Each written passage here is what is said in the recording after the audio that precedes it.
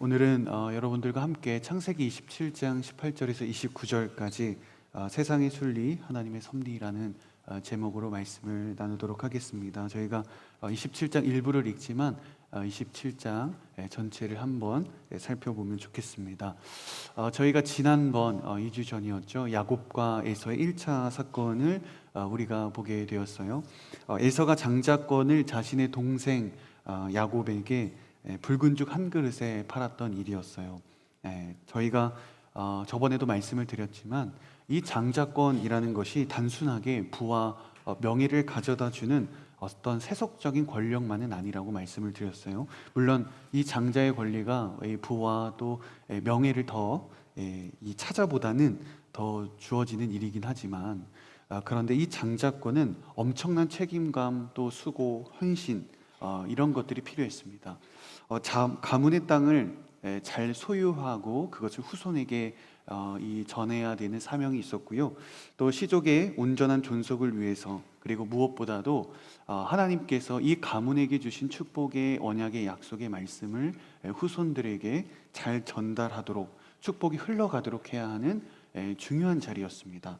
그래서 장자권은요, 어떤 단순한 세속적인 권력이 아니라 정치적이고 또 경제적이고 신앙적인 권력을 합친 굉장히 무거운 책임감을 가지고 감당해야 하는 자리였다는 거죠. 그래서 에서가 이러한 이 장자권을 소홀히 여겼다라는 것은 곧 자신이 선조들로부터 약속을 받았던 이 언약의 말씀과 계시의 말씀을 소홀하게 여겼다는 것이고, 하나님의 말씀을 가볍게 생각했다라는 의미를 담고 있다는 거죠. 오늘은 야곱과 이 에서가 있었던 이 2차 사건이죠. 가부장의 축복권을 야곱이 빼앗은 일을 우리가 보도록 하겠습니다. 먼저 첫 번째 주제는 세상의 순리인가 하나님의 섭리인가입니다. 우리 창세기 27장 1절에서 4절까지 함께 읽도록 하겠습니다. 시작. 이삭이 늙어 눈이 침침해져서 보이지 않게 됐을 때 그가 맏아들 에서를 불러 말했습니다. 내 아들아. 에서가 대답했습니다. 제가 여기 있습니다. 이삭이 말했습니다. 이제 내가 늙어서 언제 죽을지 모른다. 그러니 너는 내 무기인 화살통과 활을 갖고 들로 나가서 나를 위해 사냥하도록 하여라. 그리고 내가 좋아하는 맛있는 음식을 만들어 가져오너라. 내가 먹고 죽기 전에 너를 축복하고 싶구나. 이삭이 늙어 눈이 침침해졌다라고 이야기를 하는데, 성경에서 늙어 눈이 보이지 않게 되었다, 잘 보이지 않게 되었다라고 이야기를 할 때는 단순하게 육신적인 상태만을 의미하지는 않습니다. 영적인 상태를 표현할 때가 많은데, 지금 이삭도 마찬가지로요, 단지 노쇠해서 그의 눈이 어두워졌다라는 뜻이 아니라 영적으로 그가 어두워졌다라는 의미를 담고 있습니다. 이것을 어떻게 우리가 알 수 있냐면, 첫 번째로 이삭의 실제 죽음이 굉장히 멀리 있었다는 것인데요. 현재 이삭의 나이를 27장에서 있었던 이삭의 나이를 요셉부터 역추적해서 근거를 해서 찾아보면 137세가 나옵니다. 이삭이 40세에 결혼을 했잖아요. 그리고 20년간 기도를 해서 자식을 보았잖아요. 그게 60세였죠. 그러니까 이삭과 이 자녀의 나이 차이가 60년인 거예요. 그러면 지금 현재 야곱과 에서의 나이는 77세가 되는 거죠. 60년의 차이가 있으니까. 그러니까 중요한 건 언제 이삭이 정말로 목숨을 다해 죽음을 맞이했는가입니다. 창세기 35장 28절을 보면 180세를 언급하고 있습니다. 그러면 180세에서 137세를 빼면 43년이죠. 그러니까 지금 이삭이 죽을 때가 가까이 왔다라는 이삭의 이 표현보다 하고 있지만, 실제로는 43년을 더 살고 180세에 죽음을 맞이한다는 거예요. 이것은 이삭이 단순하게 어떤 눈이 좀 침침해지는 일은 있었지만 어떤 육신적인 큰 어려움은 없었다는 거예요. 눈이 잘 보이진 않았지만 갑작스럽게 죽음에 대한 두려움이 이 눈을 통해서 이삭에게 찾아왔던 거죠. 그래서 죽음을 묵상하게 된 거예요. 죽음을 묵상하고 절망을 묵상하다 보니까 서둘러 아들에게 얼른 축복을 해야겠다라는 생각을 하게 된 거예요. 그래서 자세하게 이 본문을 보면 이삭이 에서에게 장자권에 대한 축복을 주기 위한 동기가 하나님의 약속의 성취와 그 언약을 계승하기 위한 어떤 그런 일이 아니라 어떤 이 자기의 어떤 일적으로 죽기 전에 해야 하는 어떤 이 사무적인 일처럼 여겼다는데 문제가 있었던 거예요. 그럼 이삭이 왜 영적으로 어두워졌는가? 두 번째는 어떻게 보면 알 수 있냐면 비공개로 에서만 불렀다는 데 있어요. 지금 에서만 따로 부르고 비밀스럽게 부르고 있는데 당시의 고대 근동의 문화 속에서 성경의 어떤 근거를 보면 이 축복 기도를 할 때 자신의 자녀에게 축복을 빌어줄 때 절대로 개인적으로 따로 불러서 비밀스럽게 하는 경우는 없었습니다. 늘 많은 사람들을 초대하고 많은 이들을 불러와서 공개적인 자리에서 마음껏 하나님의 이름을 통해 축복을 했다라는 거예요. 그런데 지금 보면 이 이삭은 에서만 따로 불러서 따로 안수 기도를 하고 있어요. 그것은 아마 이삭도 스스로가 떳떳하지 못한 모습으로 지금 축복을 하고 있다는 거예요. 그러니까 하나님은 분명하게 그 리브가를 통해서 이 형이 동생을 섬길 것이다 라고 계시의 말씀을 주셨잖아요. 이미 이 리브가가 임신을 하는 그 초기에.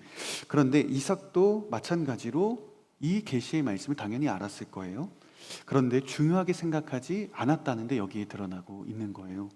그냥 흘러가는 대로 그 세상적인 이 방식대로 섭리대로 세상의 방법대로 에서에게 장자의 축복을 주고 싶었던 거예요. 굳이 구태여 하나님의 말씀과 약속의 말씀을 듣고 그것을 실행하고 싶어 하지는 않았던 거죠.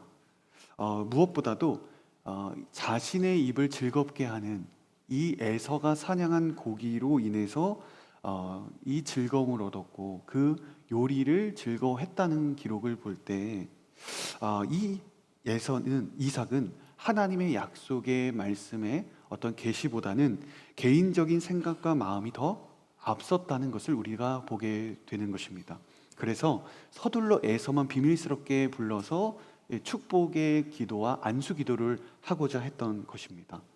그러면 어떤 모습을 통해서 세 번째로 이삭이 영적으로 어두웠는가를 보게 되냐면 자신의 아니만 생각했던 것을 보게 되는데 우리가 3, 4절의 말씀을 읽었지만 이삭이 에서에게 자신이 즐기는 별미를 만들어서 가져오도록 하는데 반복되는 표현이 있어요. 나를 위해서 내가 좋아하는 이런 단어들이 굉장히 많이 등장하는데 원문으로 보면 더 많이 등장합니다. 그러니까 나를 위해서 나 자신의 입을 위해서 이 음식을 준비해 줘라 이런 뜻입니다.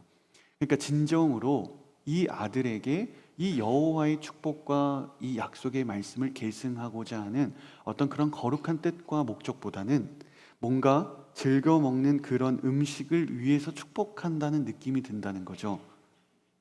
그러니까 죽음을 준비하는 상황에서 실제는 아니지만 죽음을 묵상한 이 상황에서 이삭이 즐겨 먹는 음식에 집착했던 모습은 이방 사람들과 전혀 다를 바가 없었던 거죠. 그래서 이렇게 세 가지의 일이 있었죠. 이삭은 실제 죽음이 멀었다는 것, 그리고 비공개로 에서만 불렀다는 것, 그리고 자신의 아니만 생각했다라는 것을 볼 때 이삭은 단지 육신적인 이 쇠약과 몸이 약했던 것이 아니라 실제로는 영적인 시력이 굉장히 약했고 영안이 어두워졌다라는 것을 알게 되는 거예요. 그럼 우리는 이것을 통해서 두 가지의 교훈을 얻게 되는데 첫 번째로 죽음과 절망을 묵상하는 것이 아니라 우리는 하나님의 소망을 생명을 묵상해야 한다는 것입니다. 실제 이삭은 40년이라는 기간을 더 살다가 죽어요. 굉장히 오래 살죠. 그러니까 그가 정말 죽음을 앞두고 있었기 때문이 아니라 그러니까 죽음에 대한 두려움 자체를 사실은 묵상하는 거죠.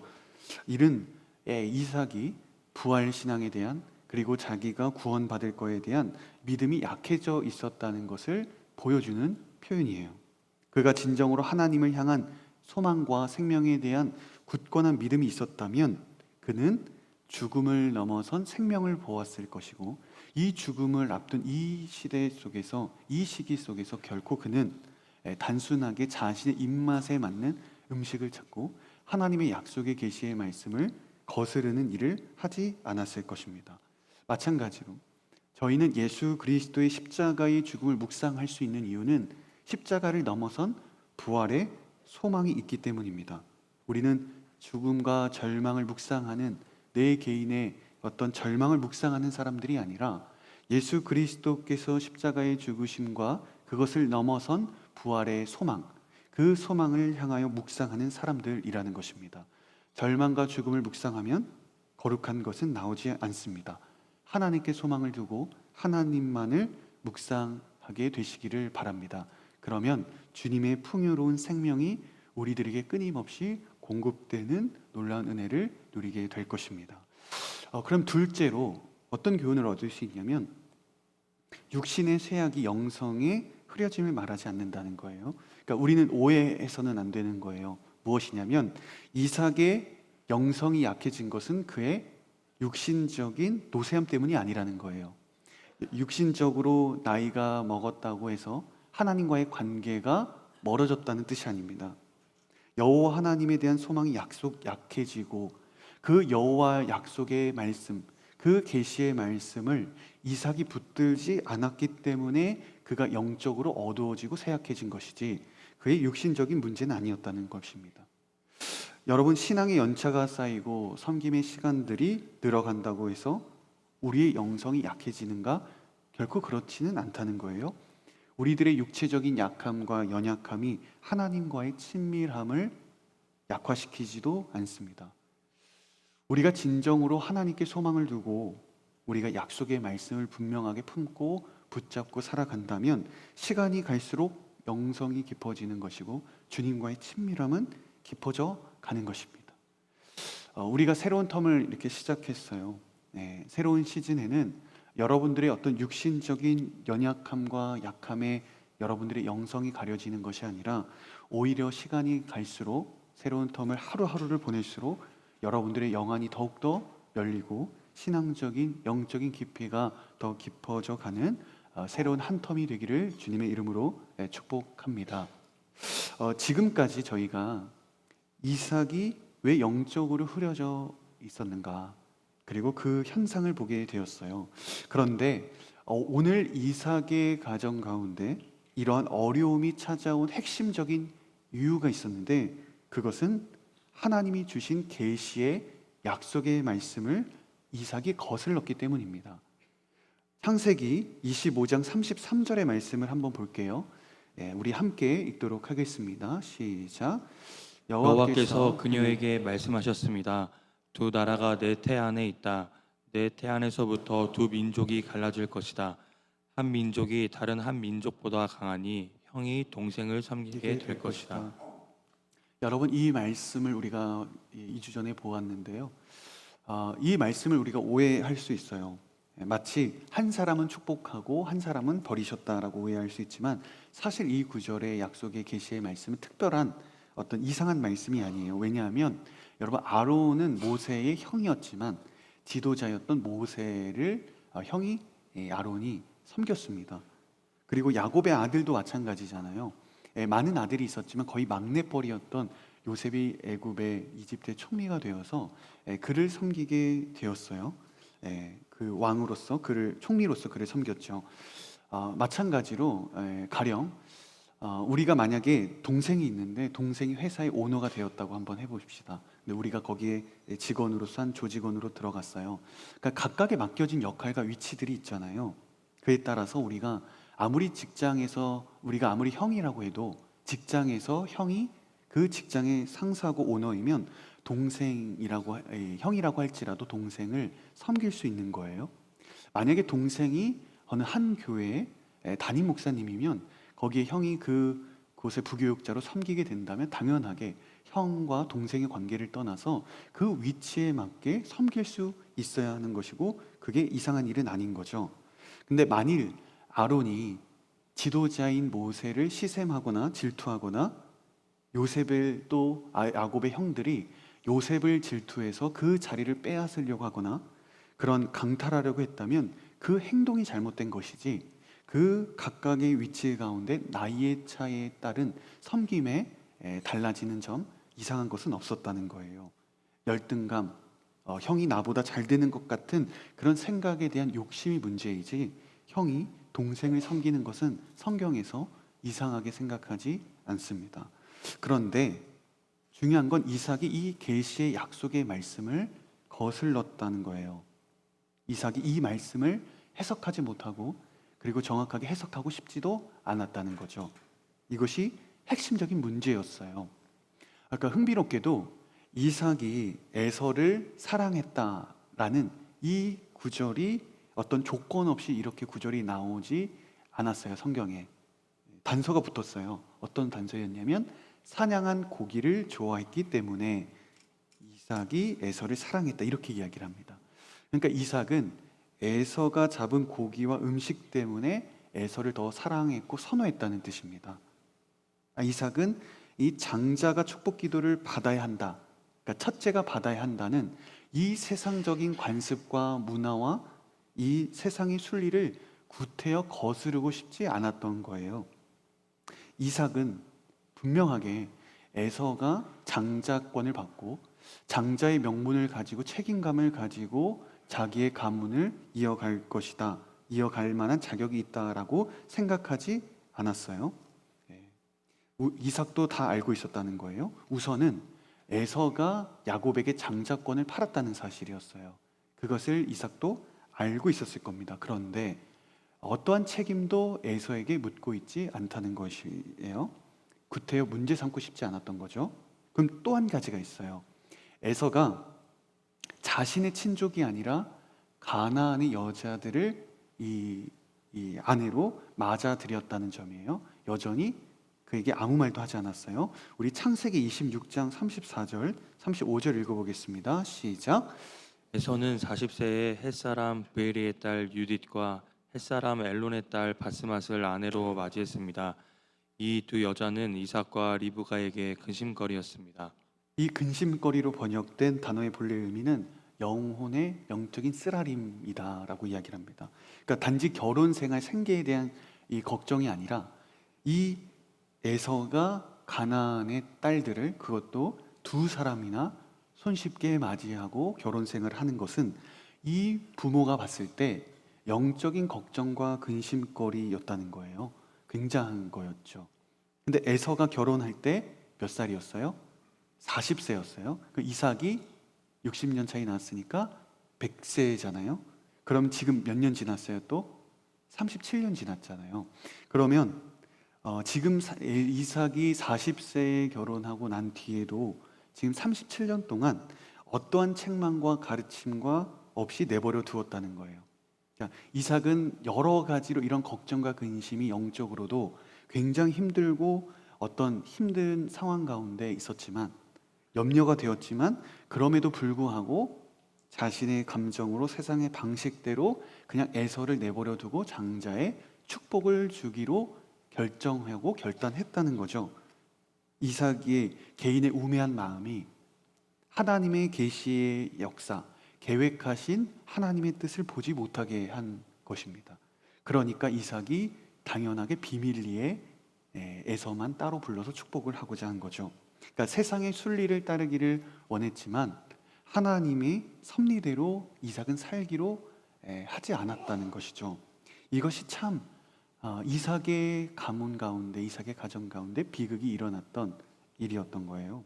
근데 정말 문제는 뭐냐면 이삭의 이러한 태도가, 이러한 결정이 자기 자신에게만 어려움이 왔다면 상관이 없을 텐데 사실은 자신의 자녀이자 후계자이자 후임자였던 다른 사람에게 찾아왔다는 거예요. 그러니까 가끔 제가 외부 교회에 있는 목사님들과 또 동기들과 이야기를 나눌 때가 있는데 참 다음 세대 청년들, 차세대 이런 아이들이 없어서 어렵다는 이야기를 항상 한결같이 듣습니다. 2018년도였던 것 같은데 저희가 가보신 분도 계시겠지만 저희가 전주에 격주로 더원 집회를 했었잖아요. 전주의 지역에 가서 그 지역 교회를 섬기는 집회를, 더원 집회를 했었는데 홍보를 하기 위해서 이제 교육자들이 이제 그 전에 해에 참여했던 전주 시내에 있었던 모든 주변에 있던 모든 교회들의 리스트를 받아서 이렇게 홍보 전화를 한 적이 있어요. 그러니까 홍보 전화를 했어요.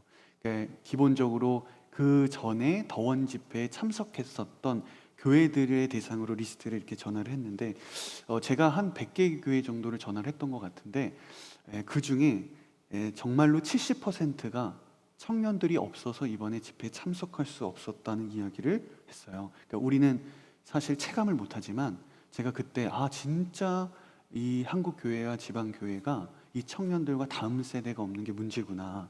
그러니까 분명히 2년 전만 해도 참석했던 교회의 70%가 청년부가 없어서 사라져서 집회에 참석하지 못한다는 이야기인 거예요. 2년 만에. 근데 그것도 벌써 제가 4년 전, 5년 전 이야기잖아요. 그럼 오늘날에는 지금은 아마도 훨씬 더 어렵게 교회가 문을 닫고 청년들이 없고 다음 세대가 없는 일들이 이렇게 많이 벌어지고 있다는 것을 좀 가슴 아픈 일이죠. 그런데 사실 저희는 온누리교회 안에서 우리가 제2포유 공동체 안에서 신앙생활을 하기 때문에 체감이 덜할 수 있어요. 감사하게도 저희가 매주 새가족들을 보내주시고 또 많은 사람들이 예배에 나와 예배를 드리고 있어서 감사한 마음이지만, 그런데 절대로 나 혼자만, 내 공동체만 잘 되는 경우는 없어요. 그리고 맞지도 않습니다. 잠시 좋아 보일 뿐일 순 있죠. 잠시 늘어나게 보일 뿐은 있죠. 하지만 더 중요한 것은 또 다른 신앙의 후손들과 후배들이 잘 세워져야 하는 것이고, 계속해서 끊임없이 다음 세대, 다음 텀에 누군가가 헌신할 수 있는 또 리더십들, 다음 세대들이 계속해서 끊임없이 일어나야만 한다는 것이고요. 한국 교회와 또 많은 크리스천 청년들이 함께 회복되고 함께 기도하고 함께 나아가야 한다는 것입니다. 그러니까 오늘날의 한국 교회에 우리가 아픈 것 가운데 하나는 급속도로 놀라운 성장과 부흥을 경험했지만 우리가 다음 세대 그리고 다음 후손들에게 어떻게 신앙을 잘 물려줄 것인가, 다음 리더십들에게 어떻게 우리가 이 은혜의 자리를 신앙적으로 하나님의 영적인 의미를 가진 이 자리를 해석하고 물려주고 우리가 기도할 것인가에 대한 이런 고민과 기도들이 상대적으로 취약했다는데 아픈 마음이 있죠. 그러니까 지금 이삭을 한번 보세요. 영적으로 지금 올바른 판단을 못하는 모습이 있지만 그래도 당시의 전체적인 이 신앙의 여정을 보면 나름 괜찮은 준수한 신앙인이에요. 그러니까 다양한 신앙들이 이렇게 판치는 세상 속에서 아브라함의 2대의 신앙인의 가문으로서 꽤 괜찮은 믿음의 사람이었어요. 그런데 이삭이 놓친 게 하나가 있었죠. 자기 자신은 끊임없이 이렇게 신앙의 훈련을 받고 연단을 받고 살아가면서 하나님의 은혜를 누리고 성장과 성숙을 이어갔는데 나름대로 그래서 괜찮다는 믿음의 평가를 받고 있죠. 아브라함과 이삭과 야곱의 하나님이라고 항상 신약에서도 오늘날에도 우리가 고백하는 것처럼 이런 좋은, 그래도 나름대로의 믿음의 사람으로 평가를 받고 있습니다. 그런데 자신의 후계자에게, 후손들에게 올바른 믿음을 가르치고 전수하고 신앙을 함께 세워가지 못했다는 것이 이삭이 놓쳤던 부분입니다. 나만 좋은 신앙, 내 기도 제목만 응답받고 나만 잘 되고 나만 좋은 하나님의 축복을 누리고 내 인생만 잘 되고 잘 풀리면 된다, 이런 신앙은 더 이상 우리들에게 있어서는 안 되는 것입니다. 이걸로는 그동안 우리가 공동체와 또 한국교회와 또 이러한 기독교가 성장했을 때 그러한 것들이 장점이 있었고 그것이 우리를 성장하게 하는 동력은 분명하게 있었어요. 그런데 이제는 더 이상 그것만으로는 안 된다는 거예요. 한국교회와 또 오누리교회와 이 세상의 열방 가운데 함께 우리가 성장하고 더욱더 우리들의 신앙을 물려주고 더 신앙을 베풀고 가르치고 나누는 이 방향으로 우리가 가지 않는다면 여전히 우리는 이삭과 같은 모습을 반복할지 모릅니다. 내 공동체만 잘 되는 것도 없어야 돼요. 온누리교회 대학청년 11개 모든 공동체, 온누리교회, 한국교회, 세계의 교회가 함께 성장하고 성숙해야 합니다. 이것은 분명하게 하나님이 기뻐하시는 뜻이라는 것입니다. 저희가 살펴봤던 리브가의 태중에 있었던 하나님의 계시의 말씀이 임했잖아요. 이삭이 60세 때 들었죠. 근데 지금 137세니까 77년이 흘렀어요. 네. 왜 하나님은 시간이 흐른 뒤에 말씀하시지 않고 77년이라는 시간 동안 그 전에 이삭이 60세에 아이를 리브가가 가졌을 때 계시의 말씀을 주셨을까 싶어요. 질문이 들어요. 그것은 다음 세대 그리고 후손들 그리고 또 다른 사람들의 신앙으로 후손들을 세워가기를 원하는, 그때부터 기도하기를 원하셨다는 하나님의 뜻이라는 거예요. 형이 동생을 섬기는 것이, 이 계시의 말씀을 듣고 형이 동생을 섬기는 것이 말이 되는 일인가? 두 민족이 갈라지는 것이 어떻게 좋은 일인가? 시간이 흐르면 자연의 순리대로 에서가 장자가 되겠지, 이런 생각을 가지고 이 77년을 살아가라고 하나님께서 이삭에게 60세에 처음부터 말씀하신 것이 아니었다는 거예요. 두 나라가 주님 안에서 화해롭게 살게 해주십시오. 서로를 도우면서 살게 해주시고 서로를 도우면서 하나님의 약속의 말씀이 온 열방 가운데 퍼지게 해주십시오. 형이 동생을 섬길 때 마음의 열등감과 좌절이 아니라 전심으로 섬기게 하시고, 그리고 서로의 자리를 탐하거나 욕심내지 않고 하나님의 믿음의 가정 가운데 후손들 가운데 잘 세워지도록 인도하십시오. 하나님 바라셨던 기도가 이런 기도였다는 거예요. 무려 77년 전에 이 이야기를 하시면서 기도하기를 바라셨던 겁니다. 하나님은 미리 말씀하시고 우리들에게 마음을 품게 하실 때는 항상 미리 기도로 준비하게 하시고 또 다른 하나님의 계획 때문에 말씀하시는 것입니다. 하나님은 오래전부터 이렇게 이삭을 통해서 신앙의 후손들을 준비하게 하셨어요. 마찬가지로 여러분들에게 질문을 드립니다. 하나님께서 여러분들에게 미리 약속의 말씀을 주신 것은 무엇입니까? 또 여러분들에게 미리 기도하고자 하는 그 마음을 주신 대상은 누구인가 하는 것이죠.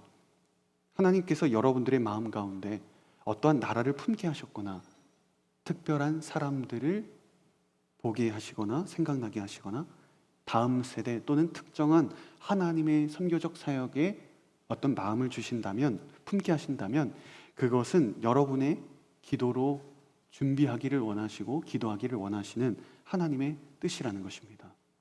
앞서 기도로 준비하고 하나님의 시선에서 해석하고 하나님의 섭리대로 살아가기를 원하시는 하나님의 준비하심, 예비하심이라는 거예요.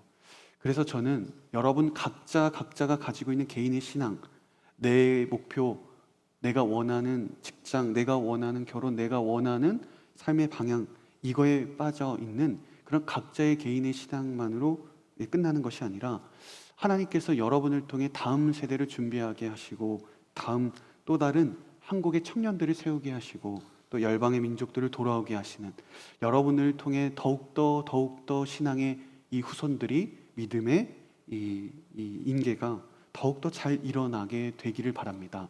그런 약속의 말씀을 여러분 한 사람 한 사람 모두에게 하나님께서 주시기를 주님의 이름으로 축복합니다. 우리 두 번째 주제 한번 나눠보겠습니다. 하나님의 약속은 반드시 성취된다라는 것입니다.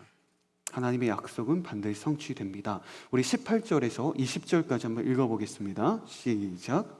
야곱은 아버지에게 가서 말했습니다. 아버지, 이삭이 대답했습니다. 그래, 내 아들아, 내가 누구냐?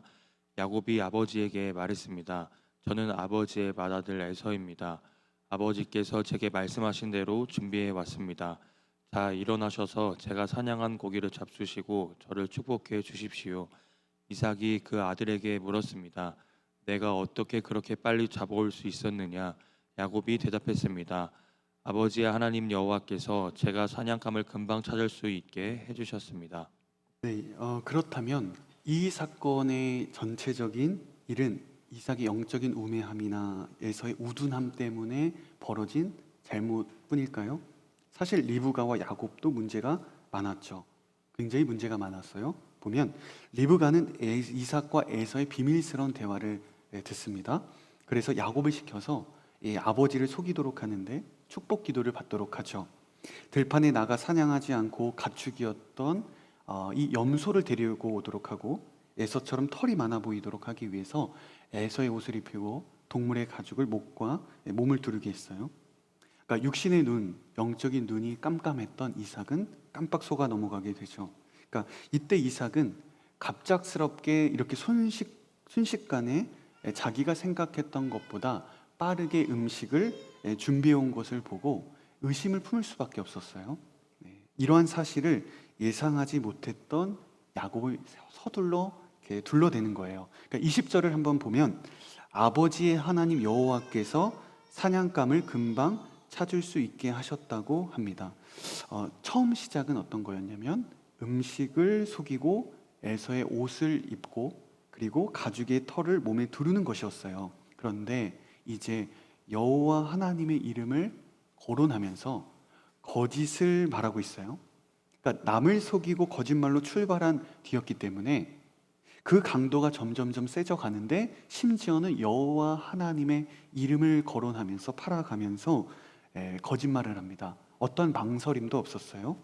여러분, 그래서 거짓과 속임수라는 것은요, 그 시작이 아무리 작고 가볍더라도 여호와의 이름을 팔게 되는 가장 무서운 일이 될 수 있다는 것이죠. 크리스천이어도 우리가 아무리 신앙생활 많이 해도 오래 했어도 사람들에게 정직하지 못한 말과 행동, 나에게 예기치 못한 어려움과 상황 가운데 닥치게 된다면 하나님의 이름을 언제든지 우리는 불경스럽게 할 수 있는 연약한 사람들이라는 겁니다.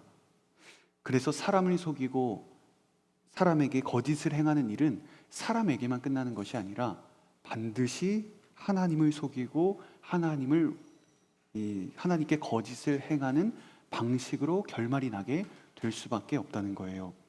나의 이익을 위해서라면 믿는 사람들, 우리 모두가 해당되죠. 언제든지 하나님의 이름을 팔아버릴 수 있는 사람들입니다. 가룟 유다도 마찬가지였잖아요. 예수님의 제자였지만 예수 그리스도의 그 이름을 팔고 예수님을 팔았죠.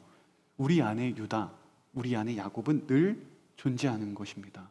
거짓을 경계하고 내가 하나님을 위해 이 진실된 마음으로 붙잡지 않으면 하나님을 위해서 가장 열심히 살아간 사람이 하나님을 위해 가장 열심히 그분의 이름을 파는 사람이 될 수 있게 된다는 것입니다. 그래서 저는 여러분들이 작은 거짓과 속임이라도, 작은 것이라도 여러분 내려두고 오직 하나님 앞에 진실되고 거룩한 모습으로 나아가는 여러분들이 되기를 소망합니다. 결국 이삭은 야곱을 축복하게 되었습니다. 우리 27절과 29절 한번 읽어볼까요? 시작. 야곱이 이삭에게 가서 입을 맞추었습니다. 이삭은 야곱의 옷 냄새를 맡고 나서 야곱을 축복하며 말했습니다. 보아라, 내 아들의 향내는 여호와께서 축복하신 들의 향기로구나. 하나님께서 하늘의 이슬과 땅의 풍요로움, 곧 곡식과 새 포도주의 풍성함을 내게 주실 것이다. 민족들이 너를 섬기고 나라들이 너에게 절할 것이다. 너는 내 형제들의 주인이 될 것이며 내 어머니의 아들들이 내게 절할 것이다. 너를 저주하는 사람들은 저주를 받고 너를 축복하는 사람들은 복을 받을 것이다.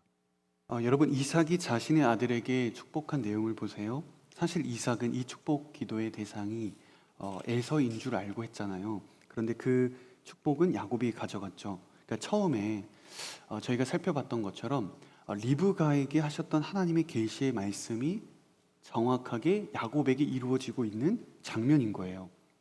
그런데 여기서 우리가 오해하면 안 되는 것이 있는데, 그러면 하나님의 약속이 야곱의 그리고 리브가의 비겁하고 이런 속이는 꾀를 통해서 성취된 것인가 하는 거죠. 하나님은 그럼 야곱의 속임수를 원하셨던 것인가? 그것이 아니라는 거예요.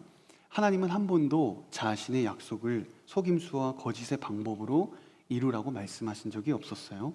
그래서 여기서 우리가 중요하게 생각해야 되는 것은요, 하나님의 약속은 인간적인 방법으로 성취되거나 인간의 행위로 인해서 하나님의 뜻이 어긋나는 경우는 없다라는 사실을 우리는 기억해야 합니다. 그러니까 하나님은 야곱의 약속된 그리고 계획된 그 뜻을 야곱의 거짓된 행동 때문에 바꾸시지는 않았어요. 또한 야곱의 속임수 때문에 하나님의 약속을 이루시고 성취하신 것도 사실은 아니었습니다. 하나님은 하나님의 계획과 그분의 뜻대로 신실하게 그분의 약속을 이루어 가셨습니다. 야곱이 교활한 속임수를 쓰지 않았더라도 하나님은 선한 방법으로 그 계시의 말씀을 반드시 성취하셨을 것입니다. 그리고 이삭도 영적으로 우매함에 빠지지 않았더라도 더 선한 방법으로 하나님은 그분의 계획대로 그분의 뜻을 이루어 가셨을 것입니다. 이것을 통해 저희가 한 가지 영적인 교훈을 얻게 되는데, 하나님의 때 그리고 하나님의 방식대로 이루어지는 것을 그래서 우리는 기다릴 수 있어야 한다는 것입니다. 거짓과 편법을 동원해서, 그리고 반대로 아무리 선한 방법을 사용한다 해도 자신의 뜻으로 자신의 계획과 자신의 시간표 안에서 그 뜻과 하나님의 목적을 이루어서는 안 된다는 것입니다. 하나님은 분명한 목적과 정확한 때를 가지고 하나님의 방법과 방식대로 하나님의 목표를 이루실 것입니다. 그것이 우리들의 결혼의 문제이든 아니면 우리의 직장의 진로의 문제이든 우리들의 인생의 설계이든 하나님의 시간과 하나님의 방법이 있어요. 그래서 우리는 조바심을 가질 이유가 없고 불안해할 필요도 없다는 거예요. 그렇다고 세상의 순리를 따라서도 안 되는 것입니다. 하나님의 섭리대로 우리가 순종하며 살아가는 것이 중요한 일입니다. 마태복음 1장을 보면 이렇게 족보가 나오잖아요. 그 중에 첫 2절과 16절을 우리가 한번 보면 좋겠습니다. 이렇게 기록합니다. 아브라함은 이삭을 낳고 이삭은 야곱을 낳고 야곱은 유다와 그 형제들을 낳고, 그리고 계속 이어집니다. 마지막 야곱은 마리아의 남편 요셉을 낳았고 마리아에게서 그리스도를 하는 예수께서 태어나셨습니다. 여러분, 그 아브라함으로부터 예수 그리스도까지 이렇게 이어지기까지 얼마나 많은 일들과 사건들이 있었겠어요? 그 야곱처럼 자신의 형을 속인 사건도 있었을 것이고, 그리고 이삭의 눈이 어두워졌던 것도 우리가 보게 되었고요. 또 그 안에는 기생이었던 이방 여인 라합의 이야기도 담겨 있고요. 또 보아스와 룻과 같은 기적 같은 만남에 대한 이야기도 담겨 있고, 심지어는 이스라엘 백성들이 죄로 말미암아 바벨론의 포로로 끌려갔던 일도 담겨 있어요. 그래서 이 족보의 이름만, 대표자만 이렇게 언급이 되어 있지만 그 안에 인간의 관련된 인간의 역사가 얼마나 많이 담겨 있는지 모르겠습니다. 온갖 실수가 있고, 또 때로는 기만이 있고, 좌절이 있고, 두려움이 있고, 실패가 있어요. 얼마나 많은 것들이, 우리가 지금 창세기 27장에 이삭과 에서의 사건만 봐도 이렇게 이삭이 야곱에게 축복이 이어져 가는 이 하나의 문장이지만 얼마나 많은 이야기들이 담겨 있어요. 마찬가지로 아브라함부터 예수 그리스도까지 이어지기까지 얼마나 다양하고 다사다난한 일들이 많이 있었겠어요. 그런데 중요한 것은 단 한 번도 태초부터 하나님께서 계획하시고 준비하신 하나님의 구원의 역사는 단 한 번도 변함없이 실패하지 않고 성실하게 신실하게 이어져 왔다는 것입니다. 그리고 여전히 예수 그리스도 안에 있는 우리는 그 하나님의 신실한 계획 가운데 완성하실 구원의 완성을 향해서 우리는 걸어가게 된다는 것입니다. 우리 눈에 보면 사람들의 실수, 그리고 나의 무능 또는 나의 계획의 실패, 두려움들이 보일 때가 많이 있죠. 과연 하나님의 역사가 신실하게 이어져 갈 것인가? 과연 하나님의 목적이 바뀌지 않고 실패하지 않고 이루어질 것인가? 과연 이 일들을 내가 감당할 수 있을 것인가? 이런 두려움이 우리들의 시선에 볼 때는 있어요. 그런데 하나님의 시선에서 한번 보세요. 아무리 많은 이야기들이, 그것이 설사 실패와 좌절과 절망과 기만과 속임수와 온갖 잘못된 인간사가 있다고 할지라도, 인간은 다사다난하지만 하나님의 시선에서 볼 때는 한 번도 빠짐없이 성실하고 신실하게 그분의 계획, 그분의 약속, 그분의 언약을 이어가고 계시고 완성하고 계시다는 것입니다. 그러니까 당장 눈에 보이는 현실을 보면 이 일이 성취되지 않을 것 같고 불안하고 걱정이 될 때가 있습니다. 그러다 보니까 이삭처럼 세상이 흘러가는 대로, 세상의 순리대로 살아가는 걸 선택할 때가 있고요. 그리고 야곱처럼 하나님의 목표를 나의 능력을 동원해서 앞당기고 내가 원하는 대로 성취하고 싶은 인생을 선택할 때도 있어요. 그런데 우리가 따라야 하는 것은 하나님의 섭리에 순종이라는 것입니다. 하나님의 섭리를, 하나님의 때와 하나님의 방식대로 따라가는 인생이 되어야 한다는 거예요. 그래서 우리는 날마다 이 하나님의 약속의 말씀 안에서, 주님의 말씀 안에 순종하는 일이 필요한 것입니다.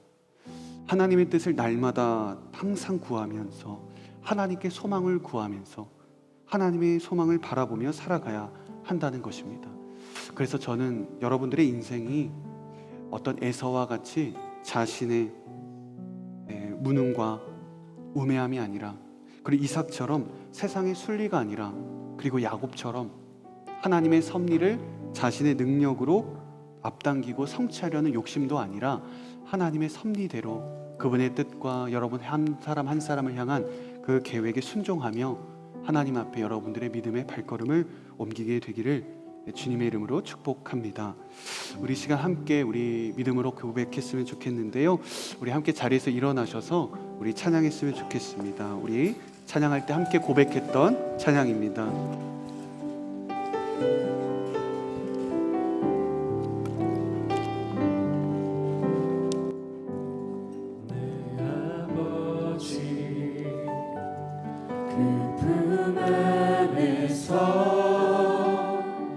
내 영혼은 안전합니다. 주 손길로 내 삶을 안으시니 그 평강이 나를 덮습니다. 나 비록 넘어지며 흔들리지만 주 내 안에 거하며 나를 붙드시니 내 생각을 주께로 돌리고 주시는 평강의 옷을 입습니다. 주 약속 안에서, 주 약속 안에서 내 영혼 평안해. 내 뜻보다 크신 주님의 계획 나 신뢰해. 두려움 다 내려놓고 주님만 의지해. 주 안에서 내 영혼 안전합니다. 우리 처음부터 고백합니다. 내 아버지 그 품 안에서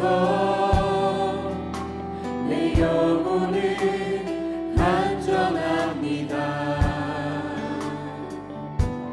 주 손길로 내 삶을 안으시니 그 평강이 나를 덮습니다. 나 비록 넘어지며 흔들리지만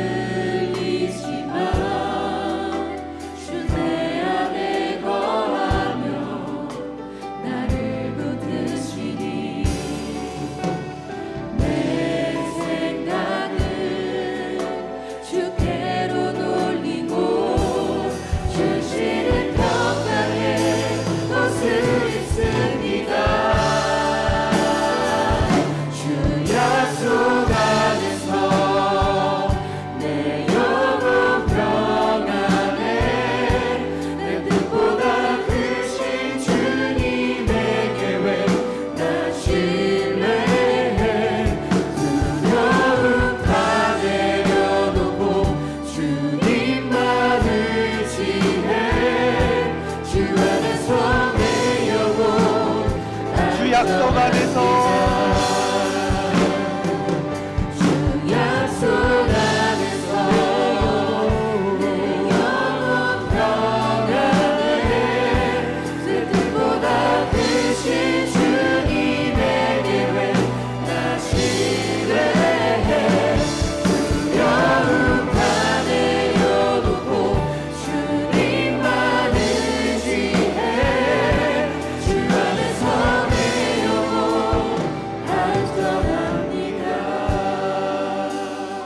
함께 기도하며 나아가기를 원합니다. 사랑하는 여러분, 여러분들의 낭만과 낙심과 실패와 좌절과 때로는 여러분들의 연약함에도 불구하고 하나님은 신실하게 여러분들을 향한 계획과 뜻을 이루어가고 계십니다.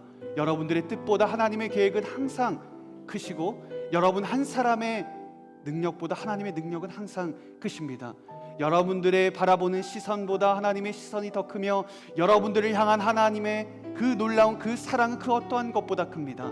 오늘 우리가 때로는 넘어지고 때로는 우리들의 발걸음과 계획과 신뢰 가운데 우리가 흔들릴 때가 있지만, 그러나 오늘도 우리가 여전히 이 은혜 가운데 설 수 있는 것은 하나님의 사랑과 약속의 은혜와 약속의 말씀이 여러분들을 붙들고 계시기 때문입니다. 오늘 우리가 믿는 것은 하나님께서 우리에게 허행하시는 약속의 말씀입니다.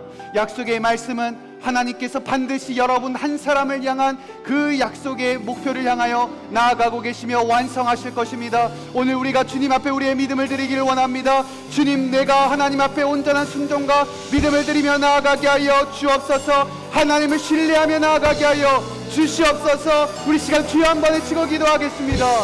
주여! 아버지 하나님,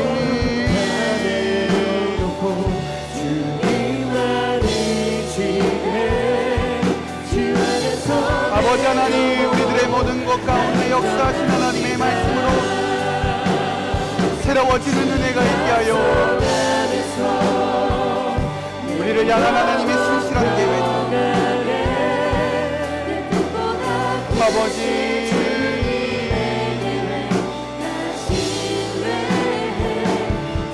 하나님 아버지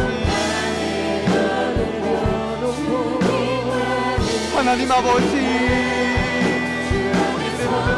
약속과 그 계획과 그 하나님의 놀라운 신실한 마음을 나아갈 수 있게 하여 주시고, 아버지 하나님, 우리들의 모든 약속과 계획과 신실하신 하나님,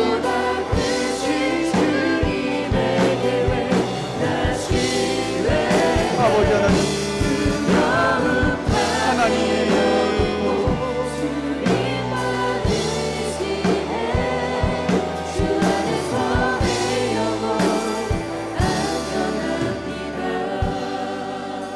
사랑하는 여러분, 우리는 이삭처럼 세상의 순리와 자연의 순리대로 살아가는 사람이 아니라 하나님의 섭리대로 순종하며 살아가는 사람입니다. 우리는 에서처럼 이삭처럼 세상의 순리에 우리들의 인생을 맡기는 것이 아니라 우리를 향한 하나님의 섭리와 그 계획과 그 신실하심에 순종하며 살아가는 것이 우리들의 인생입니다. 우리가 이 시간 다시 한번 결단하기를 원합니다. 주님, 내가 세상의 방식과 세상의 방법대로 살아가지 않기를 원합니다. 주님, 내가 야곱처럼 하나님의 뜻과 하나님의 계획과 목표를 나의 욕망과 나의 욕심대로 내가 조급해하며 내가 하나님 앞당기려 하지 않겠습니다. 하나님의 섭리대로 하나님의 뜻과 하나님의 방법과 하나님의 계획대로 내가 순종하는 길을 선택하겠습니다. 그렇게 된다면 하나님은 반드시 우리를 향한 가장 놀라운 때에 가장 놀라운 계획을 완성하실 하나님을 우리가 믿습니다. 오늘 우리가 다시 한번 기도하며 믿음으로 나아가기를 원합니다. 주님, 내가 하나님의 섭리를 선택하며 섭리대로 믿음으로 약속의 말씀을 순종하며 살아가는 인생이 되게 하여 주시옵소서. 우리 시간 주여 한 번에 치고 기도하겠습니다. 주여! 아버지 하나님, 우리들의 모든 것들 가운데 아버지 하나님, 우리가 하나님의 말씀대로 살아가기를 결단하며 믿음으로 나아가기를 원합니다. 아버지,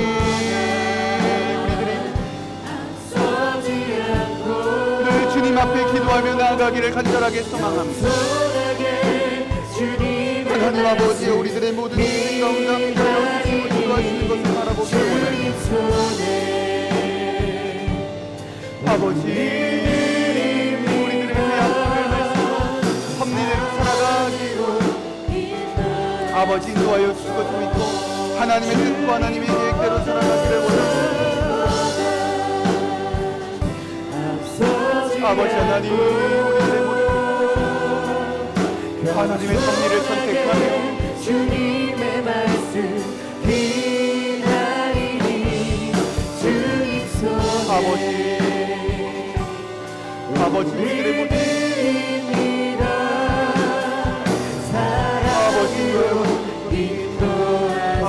주옵소서.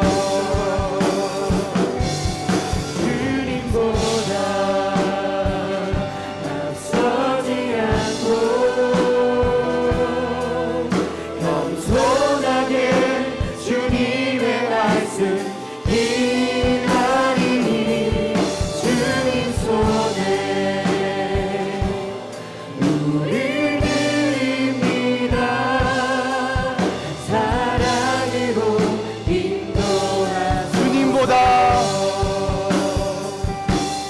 주님보다 앞서지 않고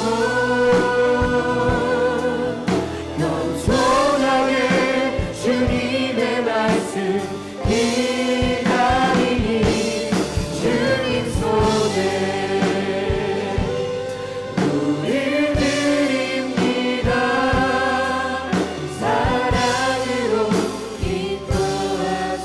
인도하소서. 우리 시간 마지막으로 한 번 더 기도하며 나아가기를 원합니다. 사랑하는 여러분, 내 신앙, 내 기도 제목만 응답받고 내 길만 잘 풀리면 되는 신앙으로는 이 세상 가운데 소망이 없습니다.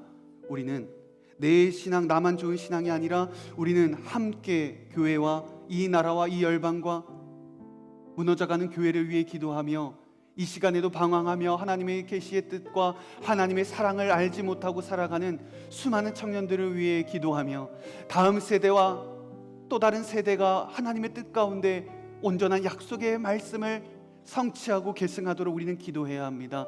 그렇게 우리가 하나님 앞에 부르심을 받았습니다.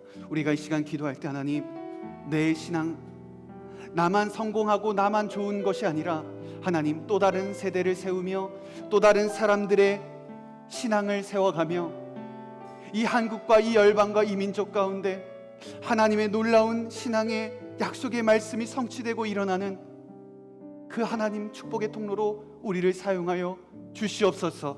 우리 시간 한 번 더 결단하는 마음으로 주여 한번 외치고 기도하겠습니다. 주여!